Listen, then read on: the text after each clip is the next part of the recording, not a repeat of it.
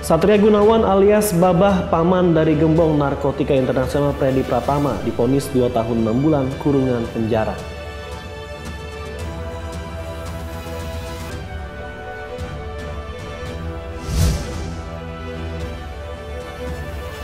Tanaman panini yang biasanya hanya tumbuh di dataran tinggi kini mulai dibudidayakan di tanah laut.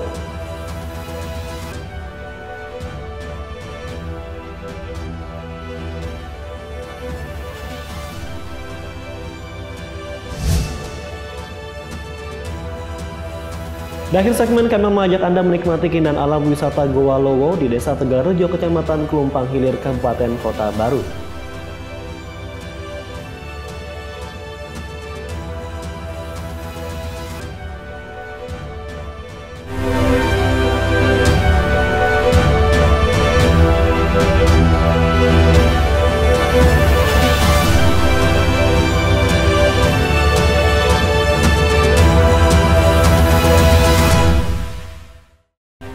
Selamat malam pemirsa Banua, berjumpa lagi dalam Anyus Castle, program berita dan informasi Anyus Banjarmasin.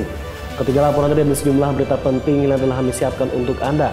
Dalam Anyus Castle hari ini Selasa 16 Juli 2024, bersama saya Yodi Widani, inilah Anyus Castle seutuhnya.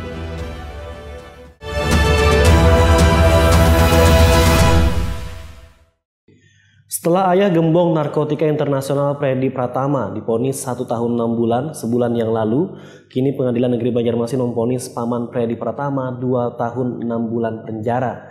Terdakwa juga dihukum membayar denda 2 miliar rupiah subsidiar 3 bulan penjara. Satria Gunawan alias Babah Paman dari Gembong Narkotika Internasional Freddy Pratama divonis 2 tahun 6 bulan kurungan penjara oleh Ketua Majelis Hakim Yusriansyah di Pengadilan Negeri Banjarmasin Senin lalu. Selain itu, dalam amar putusan terdakwa juga dihukum membayar denda 2 miliar rupiah subsidiar 3 bulan kurungan, serta seluruh harta kekayaan milik terdakwa yang diduga dari hasil TPPU bisnis haram narkotika juga dirampas untuk negara. Dalam fakta sidang terungkap aktivitas terdakwa menerima aliran dana yang bersumber dari Freddy Pratama, baik melalui terpidana Lian Silas maupun beberapa kaki tangan Freddy dalam bisnis narkoba. Itu termasuk semua. Itu dari pemecahan sertifikat yang digambut dengan di Tanah. Jadi pada intinya kita masih koordinasikan selama dalam 7 hari ini. Dalam waktu 7 hari akan kami laporkan, karena perkara dari Kejaksaan Agung akan kami laporkan secepatnya melalui sarana tercepat ke Kejaksaan Tinggi. Nanti Kejaksaan Tinggi akan meneruskan ke Kejaksaan Agung. Hasil itulah nanti kita akan menentukan sikap apa petunjuk dari pusat Kejaksaan Agung. Terus untuk hartanya tadi gimana Bang? Nanti disita kan? Hartanya di seluruh barang bukti harta nanti kan dirampas untuk negara. Nah, mungkin akan dilakukan proses lelang setelah perkara ini inkrah.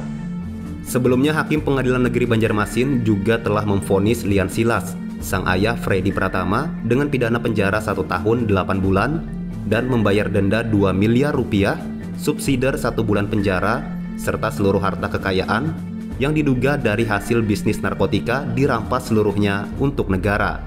Baik Lian Silas maupun Satria Gunawan telah terbukti sebagai penerima aliran dana hasil bisnis narkoba Freddy Pratama dengan mengalihkan asetnya ke berbagai bisnis sebagai modus pencucian uang.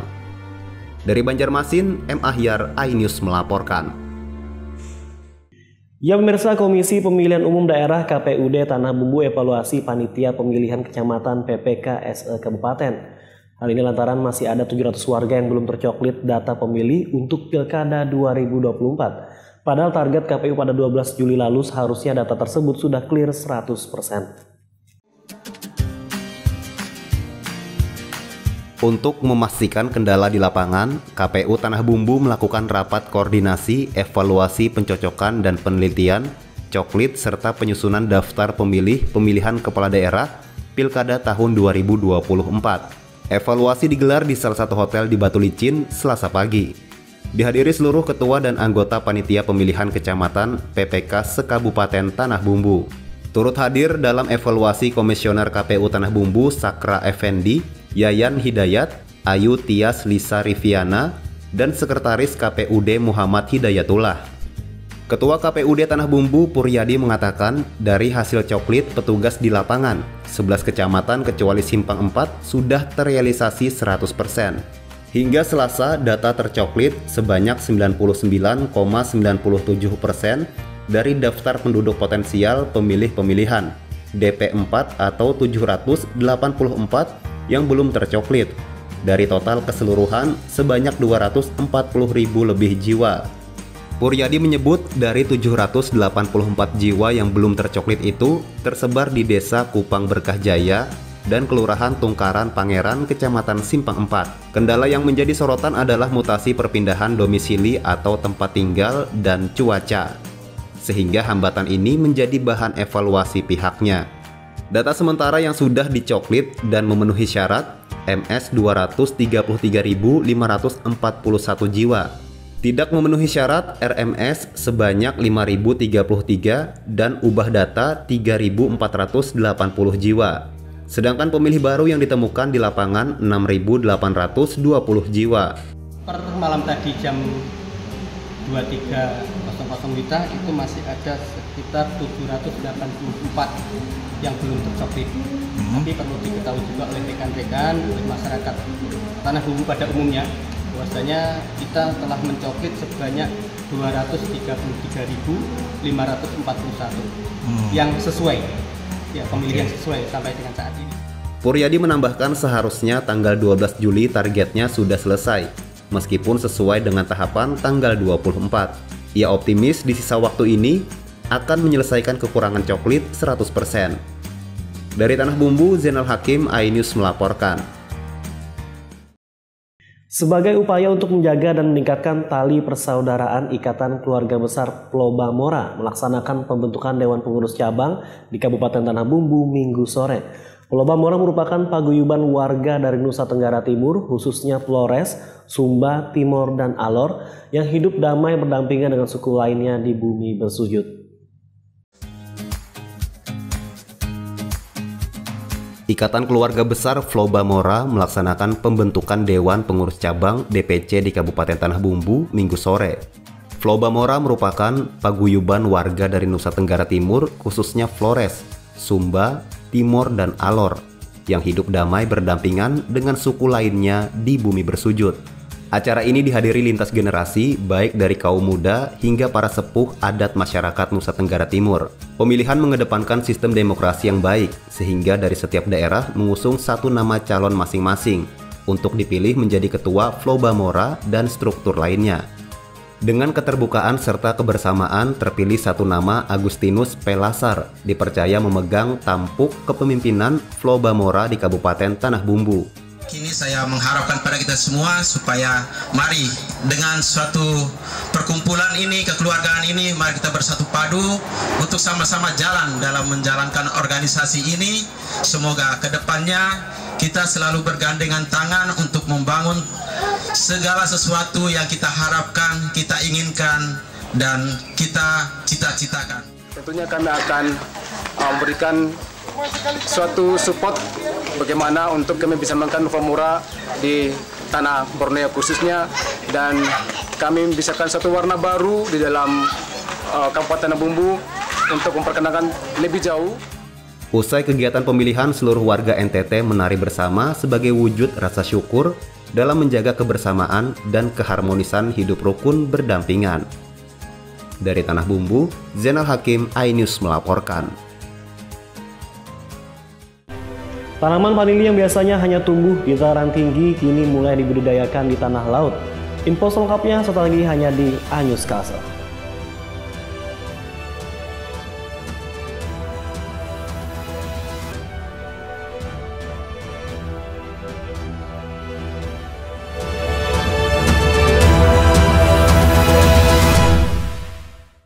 Mengupas makna dan tafsir Al-Quran bersama ulama terkemuka tanah air. Kaumum min kaum khairun minal yadis sufla. Nggak bakal bisa dibayar oleh dunia dan seisinya. Jelas, lugas untuk kehidupan sehari-hari. Di antara yang merusak hati adalah buruk sangka. Wa aqimus shalah wa atuz zakah. Itu pun sejajar dengan jihad fisabilillah. Cahaya Hati Indonesia, Sabtu dan Minggu pukul 12 siang di iNews.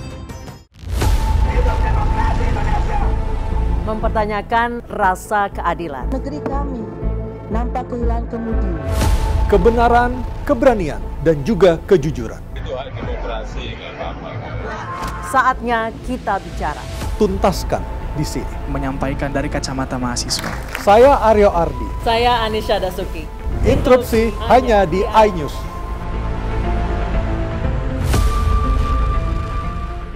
Selamat pagi, Bimers. Hadir menemani pagi Anda dengan sajian informasi unik dan menarik. Rasanya seperti apa nih? Kalau gitu langsung aja kita mulai. Kang Pope yang lucu banget, beda dari yang lain. Iya sih. Menghadirkan bintang tamu yang menginspirasi. Sushi karakter sejajar. Tentu saja kurang sehat. Tetap di Morning Update, ada pagi hari. Morning Update, Senin sampai Jumat pukul 7 pagi di iNews.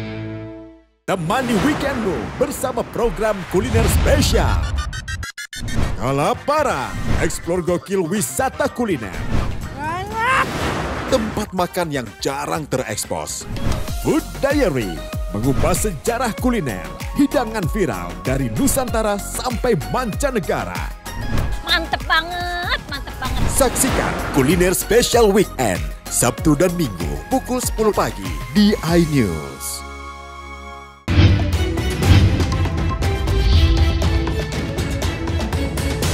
Kawal Pilkada 2024, Senin sampai Jumat pukul 12:30 siang, live di iNews.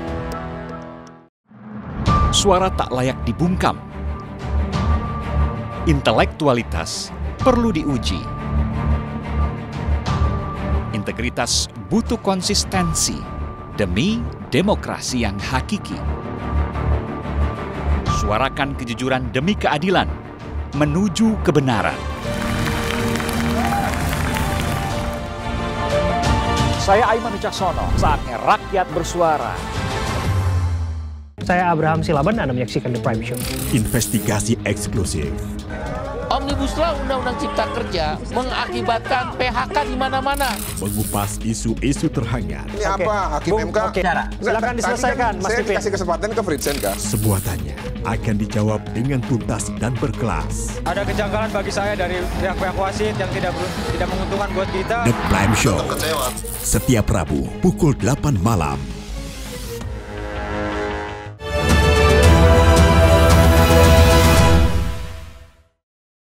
Terima kasih pemirsa, tetap bersama kami. Pemirsa, tanaman vanili yang biasanya hanya tumbuh di dataran tinggi kini mulai dibudidayakan di tanah laut. Meski secara geografis tanah laut termasuk dataran yang rendah, namun tanaman berasal dari Meksiko tersebut mampu tumbuh dengan baik. Saat ini sudah ada 9 warga tanah laut yang membudidayakannya. Igede Mahardita merupakan salah satu warga di Kota Pleiari yang mencoba membudidayakan tanaman vanili di Kabupaten Tanah Laut. Tumbuhan dataran tinggi yang memiliki nama ilmiah Vanilla planifolia ini tumbuh subur sejak ditanamnya sekitar 8 bulan yang lalu. Padahal Kabupaten Tanah Laut termasuk daerah daratan rendah. Igede Mahardita yang juga merupakan seorang dokter spesialis anak di salah satu rumah sakit di Pleiari ini mengakui dirinya tertarik membudidayakan vanili karena harga jualnya yang menggiurkan. Saat ini pasaran vanili untuk yang masih basah dihargai sekitar Rp350.000 per kilogram. Sedangkan untuk yang sudah kering dijual dengan harga 5 hingga 7 juta rupiah per kilogramnya. Selain berkebun vanili di samping ruang praktiknya, Igede juga berkebun vanili di Desa Batilai dengan jumlah sekitar 2.000 pohon. Menurutnya, satu pohon vanili mampu menghasilkan vanili basah sekitar 5 ons per panen. Lumayan menggiurkan. Saya coba konsultasi dengan beberapa orang yang sudah lama bergelut dan ternyata memang ada di daerah dengan ketinggian daerah pantai hampir sama dengan daerah kita, berhasil juga membudidayakan vanili. Ya, tantangan itu saya coba terapkan gitu, saya coba aplikasikan di sini, ternyata tumbuh gitu. Selain Igede Mahardita, saat ini di Tanah Laut sedikitnya ada 8 orang lainnya yang juga membudidayakan vanili. Kesembilan pembudidaya tersebut membentuk komunitas untuk mengajak warga yang berminat membudidayakan vanili, bahkan mereka siap membantu membagi bibit. Dari Tanah Laut, Zulkifli Yunus, iNews melaporkan. Sementara itu tergiur dengan harga jual jambu kristal yang cukup tinggi, seorang petani pepaya di Tanah Laut mengubah haluan untuk membudidayakan jambu kristal di lahan miliknya. Alhasil saat ini hampir setiap hari, kebun jambu kristal miliknya selalu dikunjungi warga untuk membeli sekaligus memetik langsung dari pohonnya.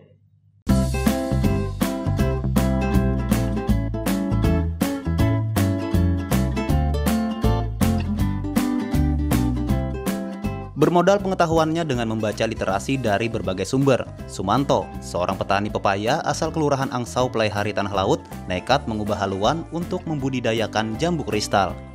Keputusan Sumanto ini bukan tanpa sebab. Dirinya meninggalkan tanaman pepaya lantaran melihat nilai ekonomis jambu kristal yang sangat menggiurkan. Tidak tanggung-tanggung 2 tahun lalu ia membeli 1000 bibit jambu kristal dari Pulau Jawa untuk dibudidayakan di lahan sekitar 1 hektar miliknya. Alhasil setelah sekitar 2 tahun berjalan, tanaman bernama Latin Psidium guajava miliknya ini mulai membuahkan hasil. Berkat kegigihannya dan gencar mempromosikan hasil kebunnya melalui media sosial, kini selain banyak didatangi warga, dari kebunnya ini juga ia mampu memasok ke beberapa kota di Kalimantan Selatan. Untuk merawat hingga memanen tanaman jambu kristalnya ini, Sumanto juga sudah mampu pekerjakan 5 orang karyawannya. Saya kan nanam pepaya, Pak. Saya menanam pepaya, saya mempelajari pepaya sampai dengan saya ketemu pangsa pasar pepaya, sehingga waktu itu saya mau nanam dalam jumlah yang banyak. Terus kemudian ada teman kecil saya di kampung, dia bercerita mengenai jambu kristal. Awalnya saya enggak tahu. Habis itu saya cek di sini, loh kok di sini harganya mahal, kata saya kan. Kalau di Jawa kan hanya di kisaran 7.000, 8.000. Begitu saya ngecek ke mall, itu harganya kalau tidak salah di atas 30.000. Keberadaan kebun jambu kristal milik Sumanto ini menjadi daya tarik tersendiri bagi warga, khususnya pecinta buah-buahan. Hampir setiap hari, kebun miliknya selalu dikunjungi warga untuk membeli sekaligus memetik langsung dari pohonnya. Tahunya di mana nih, Bu? Saya lihat di internet. Oh, pas lihat di Facebook. Akhirnya saya buat teman-teman, kemarin banyak yang beli. Memang suka, Bu, ya jambu kristalnya? Karena ini bijinya sedikit banget. Manis. Gitu. Meski sudah sukses berkebun jambu kristal, Sumanto mengaku akan kembali menanam pepaya meski jumlahnya tidak sebanyak sebelumnya. Dari Tanah Laut, Zulkifli Yunus, iNews melaporkan. Setelah ini kami mengajak Anda menikmati keindahan alam wisata Goa Lowo di Desa Tegalrejo, Kecamatan Klumpang Hilir, Kabupaten Kota Baru. Infonya satu lagi hanya di iNews Castle.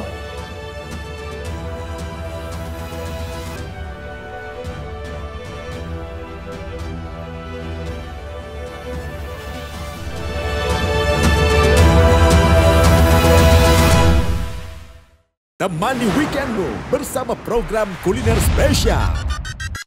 Kalaparan, eksplor gokil wisata kuliner. Tempat makan yang jarang terekspos.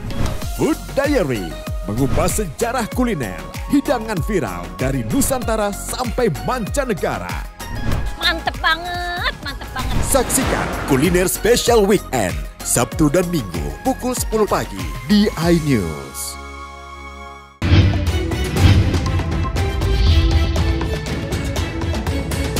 Kawal Pilkada 2024, Senin sampai Jumat pukul 12:30 siang, live di iNews. Suara tak layak dibungkam. Intelektualitas perlu diuji.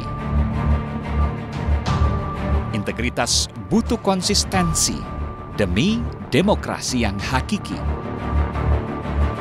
Suarakan kejujuran demi keadilan menuju kebenaran. Saya Aiman Wicaksono, saatnya rakyat bersuara. Saya Abraham Silaban, Anda menyaksikan The Prime Show. Investigasi eksklusif. Omnibus Law Undang-Undang Cipta Kerja mengakibatkan PHK di mana-mana. Mengupas isu-isu terhangat. Ini apa? Hakim MK? Silakan diselesaikan, Mas Pipin. Saya kasih kesempatan ke Fritsen, Kak. Semua tanya akan dijawab dengan tuntas dan berkelas. Ada kejanggalan bagi saya dari pihak-pihak wasit yang tidak menguntungkan buat kita. The Prime Show. Setiap Rabu pukul 8 malam mengupas makna dan tafsir Al-Quran bersama ulama terkemuka tanah air. Qaumum min qaum khairun minal yadis sufla. Nggak bakal bisa dibayar oleh dunia dan seisinya. Jelas, lugas untuk kehidupan sehari-hari. Di antara yang merusak hati adalah buruk sangka. Wa aqimus shalah wa atuz zakah. Itu pun sejajar dengan jihad fisabilillah. Cahaya Hati Indonesia, Sabtu dan Minggu pukul 12 siang di iNews. Mempertanyakan rasa keadilan. Negeri kami nampak kehilangan kemudi. Kebenaran, keberanian, dan juga kejujuran. Itu hak demokrasi, nggak apa-apa. Saatnya kita bicara. Tuntaskan di sini. Menyampaikan dari kacamata mahasiswa. Saya Aryo Ardi. Saya Anisha Dasuki. Interupsi hanya di iNews.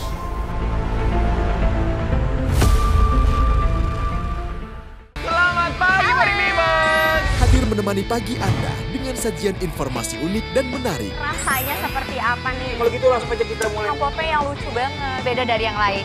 Iya sih. Menghadirkan bintang tamu yang menginspirasi. Sushi karakter sejajar. Tentu saja kurang sehat. Tetap di Morning Update, ada pagi hari. Morning Update, Senin sampai Jumat pukul 7 pagi di iNews.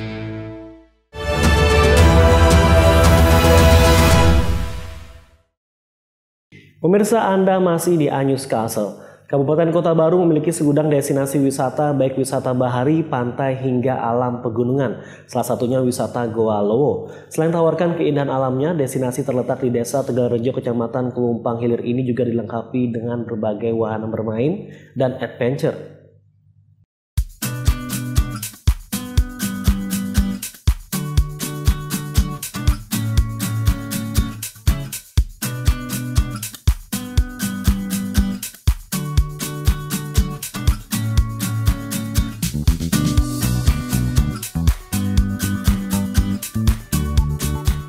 Semenjak dibuka Agustus tahun lalu, wisata alam Goa Lowo di Desa Tegalrejo, Kecamatan Kelumpang Hilir, Kabupaten Kota Baru, yang ramai dikunjungi para wisatawan. Nyaris setiap akhir pekan, ratusan pelancong dari berbagai seluruh daerah di Kalimantan Selatan memadati areal wisata seluas 6 hektar ini. Bahkan tak jarang wisatawan dari luar provinsi pun datang berkunjung. Selain menawarkan keindahan alam yang unik karena memiliki goa-goa hingga bertingkat 7, destinasi ini juga dilengkapi berbagai wahana bermain dan adventure yang cocok untuk mengasah keterampilan anak.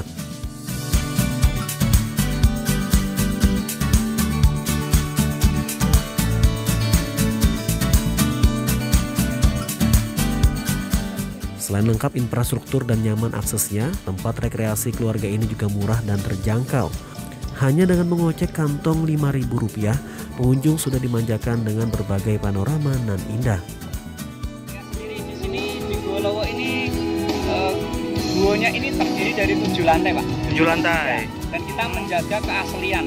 Oke. Ya, keaslian daripada Goa Lowo ini sendiri. Gitu, sehingga dengan kealamiannya itu, pengunjung itu merasa nyaman, merasa segar ketika berrekreasi di wisata alam Goa Lowo Tegal. Sementara itu, para pengunjung mengaku mereka sangat takjub dengan pesona yang ditawarkan tempat wisata ini. Mereka mengaku puas berekreasi di tempat ini. Enggak. Iya. Terus rame nggak di dalamnya? Rame. Seru-seru. Seru. Ada suara apa di dalam? Ada suara kelelawar. Kelelawar. Ya. Ada kelelawar yang tadi lihat? Ada. Ada. Ya. Gelap kah di dalam? Gelap. Tapi nggak takut? Ya enggak.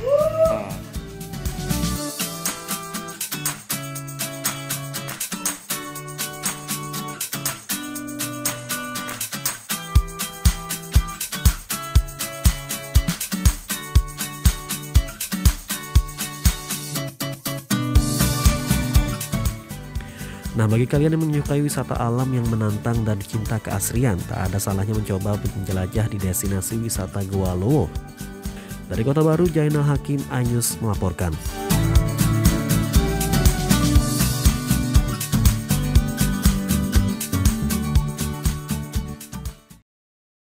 Pemirsa, dari Kota Baru kita ke Tanah Bumbu. Kabupaten Bumi Bersujud dikenal sebagai salah satu wilayah di Kalsel yang menawarkan banyak tempat wisata menarik. Selain alam pegunungan, sebagai kawasan pesisir, Tanah Bumbu juga dikelilingi banyak objek wisata pantai, salah satunya pantai perbatasan yang menawarkan pasir putih dan jajaran pohon pinus di sepanjang bibir pantai. Seperti apa keindahan wisata ini? Berikut liputannya.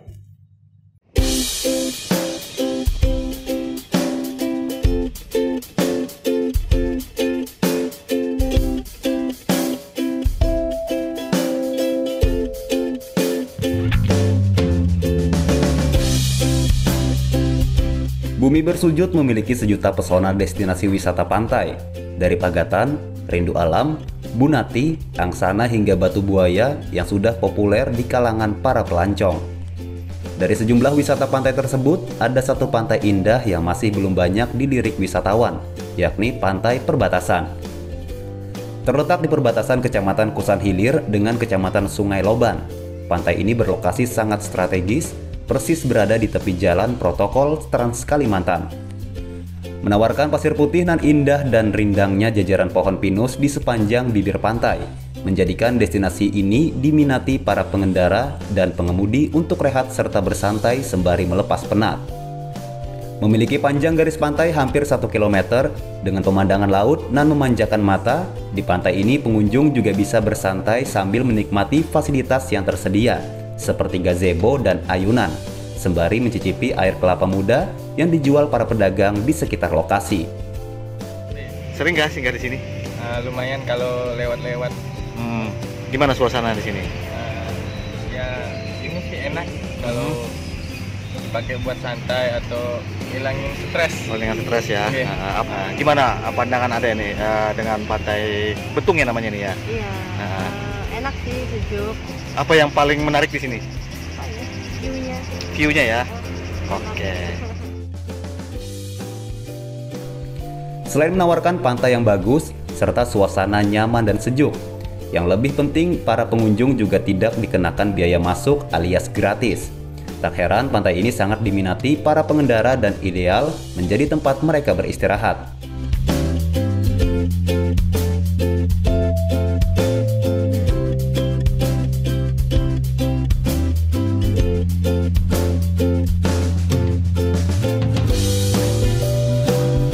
Rencananya tahun ini dinas terkait akan wacanakan pembenahan dengan membangun sejumlah fasilitas penunjang, serta bakal diluncurkan menjadi pantai rest area terpadu di Bumi Bersujud. Dari Tanah Bumbu, Zainal Hakim, iNews melaporkan.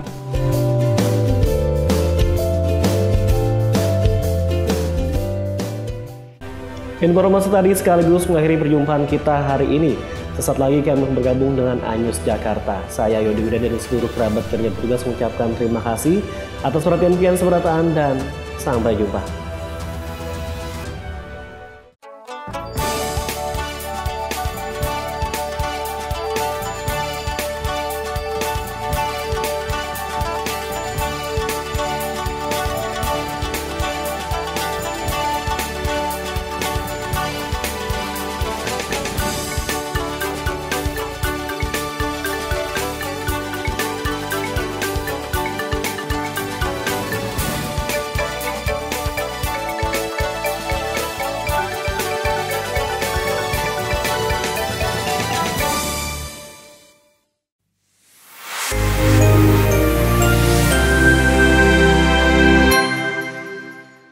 Mengupas makna dan tafsir Al-Quran bersama ulama terkemuka tanah air.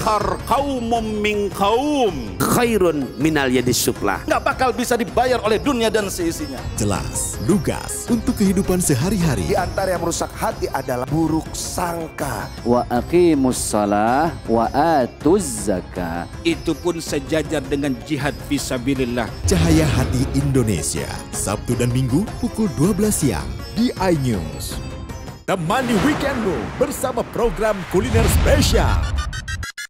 Kalaparan, eksplor gokil wisata kuliner. Tempat makan yang jarang terekspos. Food Diary, mengupas sejarah kuliner, hidangan viral dari Nusantara sampai mancanegara. Mantep banget, mantep banget. Saksikan kuliner spesial weekend, Sabtu dan Minggu pukul 10 pagi di iNews.